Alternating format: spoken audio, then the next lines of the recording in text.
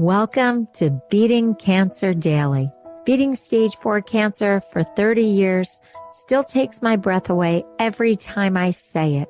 I'm Saranne, founder of the Comedy Cures Foundation, and I hope you'll join me for just a few minutes daily for the next 365 days so we may laugh, learn, maybe cry a little as we live our best days beating cancer daily together.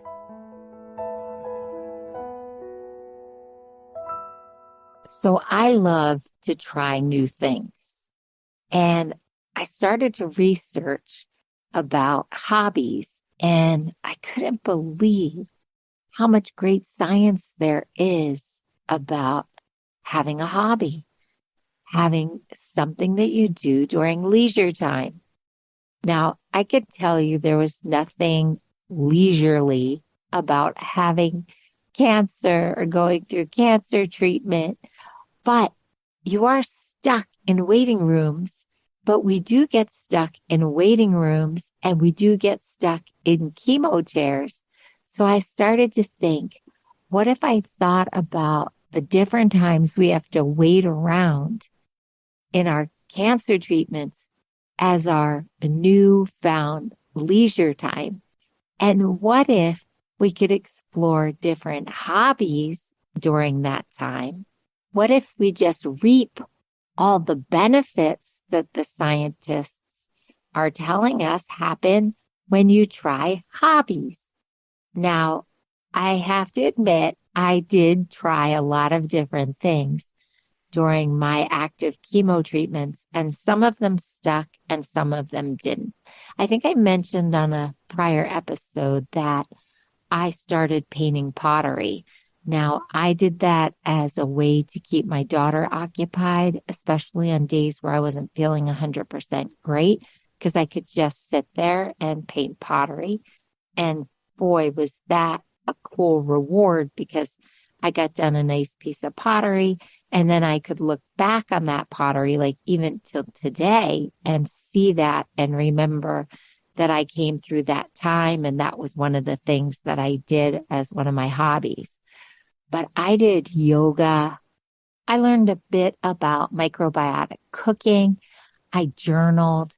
I have to admit, I even started playing the flute. That career didn't last too long. I had to do it as part of the Suzuki method with my daughter, but I did. I started playing the flute. I had to learn to read music, but one of the best things I started to do was I did a deep dive into the research of psychoneuroimmunology, the mind-body connection. And I also did a deep dive into comedy. Yep, I started the Comedy Cures Foundation, a whole charity, as a hobby during my cancer treatment. And then, of course, that's turned into a 24-year hobby. Except it's not a hobby anymore. It's full time. So if you look at the research, it's obvious that when you enjoy a hobby that you're doing, it reduces your stress, it improves your brain health, it helps with your memory. And I have to tell you, I had chemo brain. So doing these hobbies really helped my brain health while I was going through all that chemotherapy. There's just so much cool research about the power of hobbies. And I saw one study from the Society of Behavioral Medicine that said that people who do leisure activities have fewer negative emotions and are less stressed. And actually, our heart rate lowers when we're doing hobbies. So hobbies can help mitigate some of the depressive tendencies that are sparked during a cancer diagnosis, cancer treatment, or survivorship. And the first sign is that we can lose interest or joy in things. And this is an early sign of depression called anhedonia. Now, what the researchers are saying is that by adopting a hobby, we can cut that off at the pass. and we can reignite our interest and reignite our joy. Now, comedy did that for me. Not only the endorphins that I produced when I was laughing, but just learning comedic structure. That's why I teach comic perspective throughout these 365 days of episodes of Beating Cancer Daily. I want to share the knowledge that I got that really reinforced my joy and helped me not fall into depression when I was getting so much bad news from my medical team.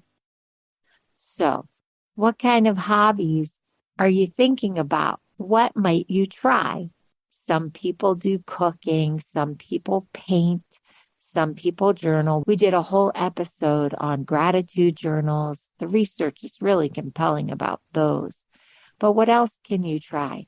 Now, I had to lay back a little bit off the physical activities like horseback riding, which I love to do, skiing, which I enjoy because I had a lot of bone fragility. But walking in nature, we did a whole episode on that, how good it is for you. Some people like to pick up card games or games like mahjong and bridge. Some people continue to play backgammon.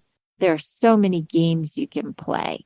Some people really like to play video games. That wasn't my thing, but that can be a hobby.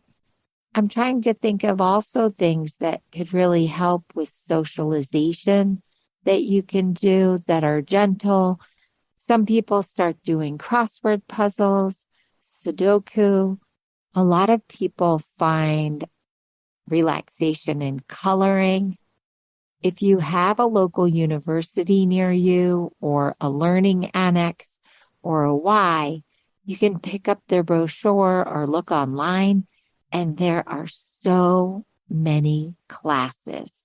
So if you'd like the socialization, you can do them in person. If you don't want to go out, there are so many online classes that started during the pandemic. You know, I bet you're going to tell me to try puzzles. I actually like doing puzzles. But let me know what you're thinking about trying or what you love. Go to the Comedy Cures Foundation and hit the record button, or go to the contact menu and write to me and let me know. Have a blessed day, and I'll see you tomorrow. I hope you guys know this, but Beating Cancer Daily is a listener and donor-supported podcast and community. So if you have some extra change, I'd love you to go to comedycures.org and make a donation today of whatever level is comfortable for you. And it will be tax deductible to the extent allowed by law, because Comedy Cures is a nonprofit 501c3 organization founded from my chemo chair, April 1999, and we've been going strong ever since. So please consider making a donation today and help our community and this podcast thrive. Thanks so much. See you tomorrow. Guess what time it is? It's time for me to read the disclaimer. Beating Cancer Daily and the membership circle are not in lieu of medical advice or treatment. They are for entertainment purposes only. Please consult your healthcare team to review your best strategy. Thanks for listening.